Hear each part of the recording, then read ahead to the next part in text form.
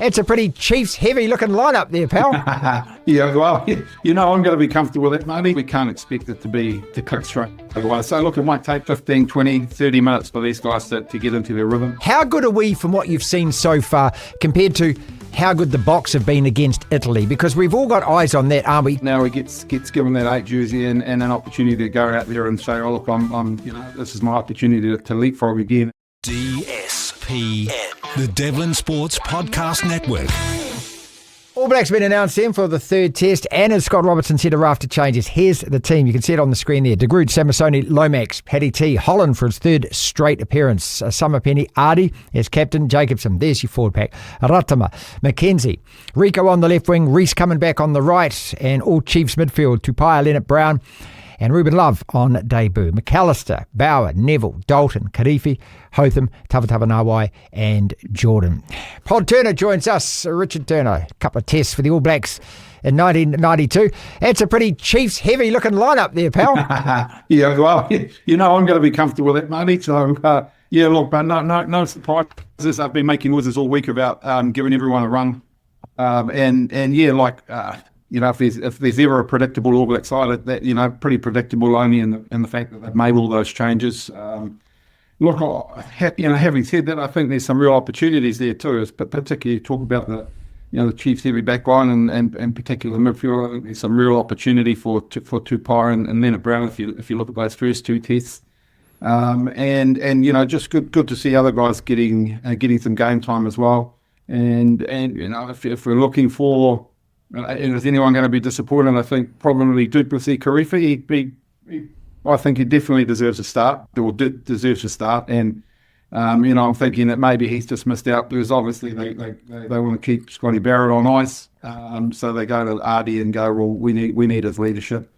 I think given the season that it's had, Ardy probably deserves the break as well. But look, I think always excited about the name of an All Black side and really, really looking forward to seeing what the new boys can put out there.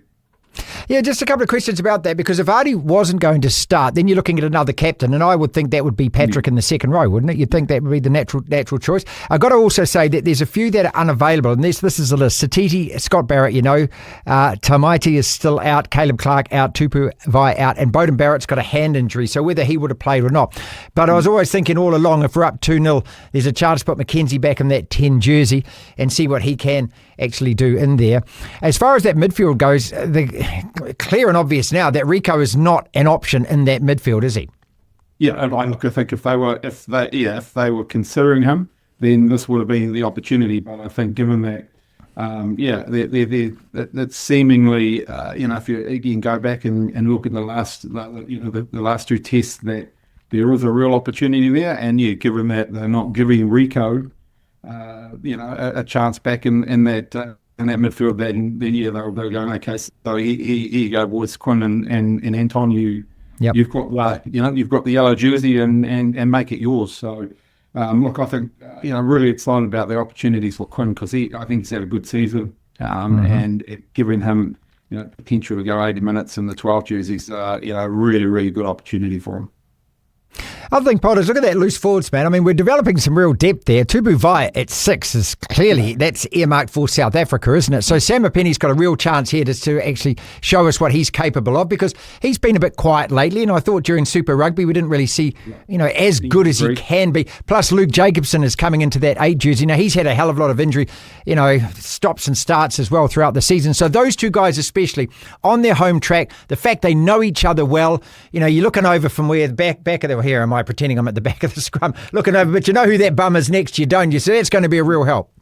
Yeah, look, and I think Jacobson, you talk about, rugby's all about opportunities, and Christian, Willie got given an opportunity and he took it with both hands. So if I were Luke Jacobson, I was sitting there watching somebody else sort of maybe jump ahead of me in the pecking order.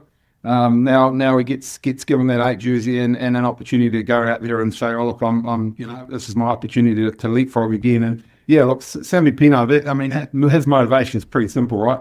He sat there and watched a bloke, swap from a 5 to a 6 jersey and go really, really well. And 100%, we want big men against South Africa, and so they've given Tupaea a run in that 6 jersey, and look, he looks really, really comfortable in that position. He's big, he's athletic, he's strong. So Samipeni's sitting there going, right, same deal as Luke. They probably, wouldn't surprise me if they have him rooming together, Marty, put them together and get them all stirred up, have those conversations going, right, you and me, we need to be good. We need to be good on Saturday and get back and, get one back up on the pecking order. Okay, we've been critical of France about sending a B or a C squad or whatever here, okay? So the All Blacks making so many changes for this third test.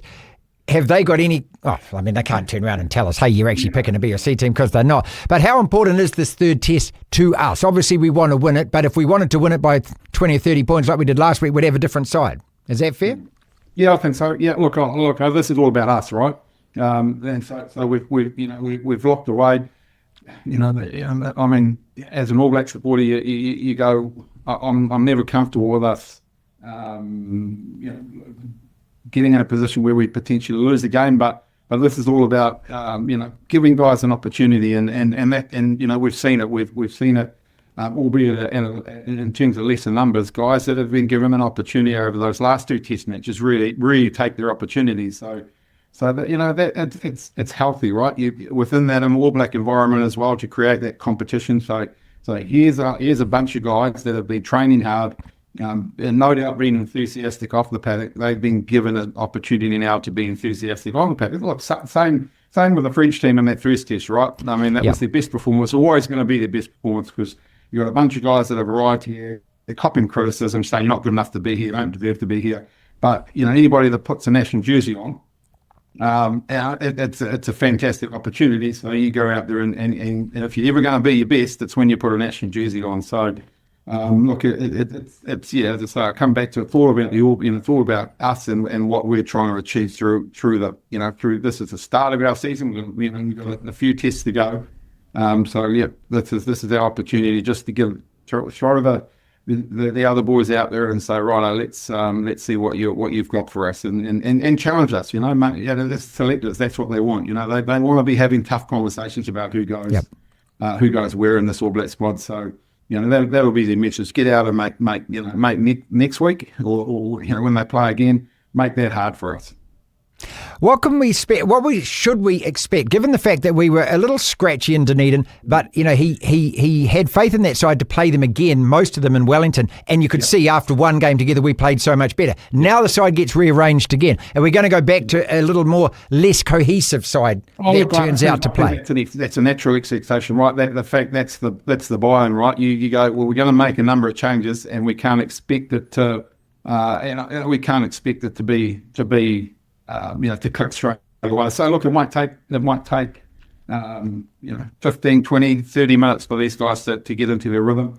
But again, I think that the counter to that is the enthusiasm they take out there. They go, right, we want to be our best. We want to give it our best. This is our opportunity. So, there's a counter there. But in terms of as a spectator, as an All Black fan sitting there, what do I expect? I don't expect it to click straight away. But disappointed if it doesn't click at some stage during the game. Sure. Yeah, because they've all been training together as well.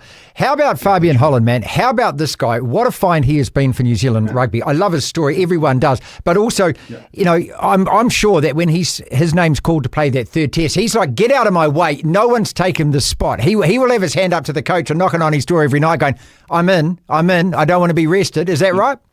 100%. I'm good to go. I'm free. Yep. Every time we get fast, but he will every day. How you feel? I'm good, mate. I'm good to go. He's I'm good. Here's a guy that's been given an opportunity, and just absolutely let that performed outstandingly, and again is making some difficult decisions for those selectors. And I had the whisper that he's actually got a brother as well. So hello. Apparently, he's got a brother bigger. That might be just as big. Yeah. Well, I'm sure there's somebody on a plane trying to track him down somewhere. If he's not already here, he would be far away. So look, exciting. I love it when a guy comes into the environment. And look, let's be fair, he came out of an environment that wasn't successful as it should have been in that Highlanders.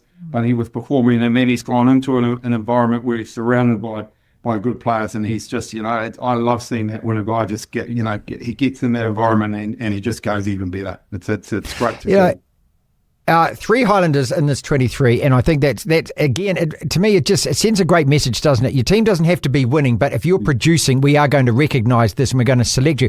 How good are we from what you've seen so far compared to how good the Boks have been against Italy? Because we've all got eyes on that, aren't we? Could we beat them right now? And I suppose the other question is, are we better this time this year than we were this time last year? A lot of questions there.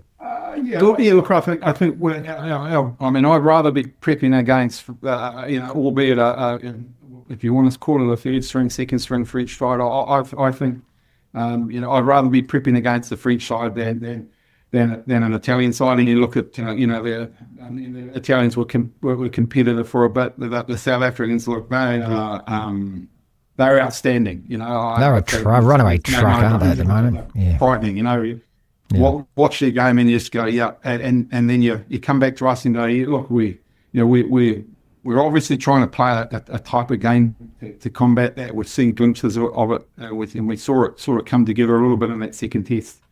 I would imagine that even though we've made all these changes, that they'll be given the same game plan. Go out there and we're trying to play the game at pace. We're trying to play the ball in hand game. We're trying to keep the ball alive. And we're trying to play expansive rugby and obviously to try and with a view to being against the South Africans being just way more mobile than them. But your question, would we beat them now? I'm not sure. It'll be a hell of a contest because as I say, they're frighteningly good at the moment, South Africa. Where were you on the line-out move when Roigard scored? I couldn't see it until I saw the replay because my eyes were just naturally drawn to the player I was looking at, and so I was just thinking, if you were playing, were you going this way as well, mate? What? Yeah, that's what made it a great move that no one saw it. Like none of us at home saw it. Obviously the French defence didn't see it, and you could see, it's one of those moves that they, they've sat down as a pack, as a group, and gone, hey, let's do this. They've come up with it, and you could see when it worked, they were just, they were joyous, which absolutely is nothing, no better feeling when you plan something, right, and then you pull it off in a test arena and it works that couldn't have worked any better. Final couple of questions for you. Look, and I always thank you for your time, mate. One of the things is, I'm like you. I just want the All Blacks to win every game, and that above everything else. I don't care. I just want us to win every game. But at the same time, you got to step back and think, okay, what is the whole purpose of this 3 tests against France and the developing of players in positions? This is making me really happy at the moment. I'm looking at, a front row where we've got 6 or 7 names you can yell out. Hooker, maybe Cody Taylor's way ahead of everyone else. Locks, we're starting to fatten up that. Loose forwards, we're fattened up as well. Is this what you're seeing as well? Yeah, 100%. And that was, if you go back to conversations we had during Super Rugby, that's what we wanted. We always want to build that depth at All Black level, and we had some concerns. We had some concerns during Super Rugby when we were speculating about the international window.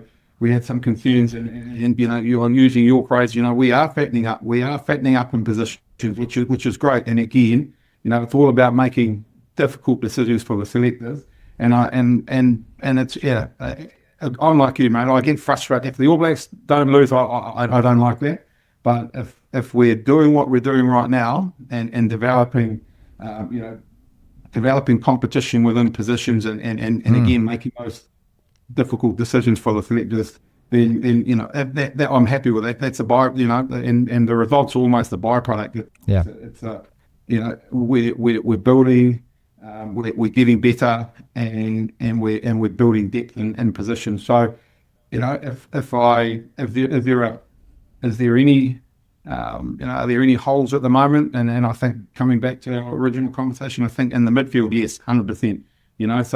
But that's just opportunity. So let's Tupaea and Anton have that. Quinn Tupaea and Anton have that opportunity this weekend to stamp their mark on the jersey, and again, just create some difficult decisions for the selectors. Their job shouldn't be easy.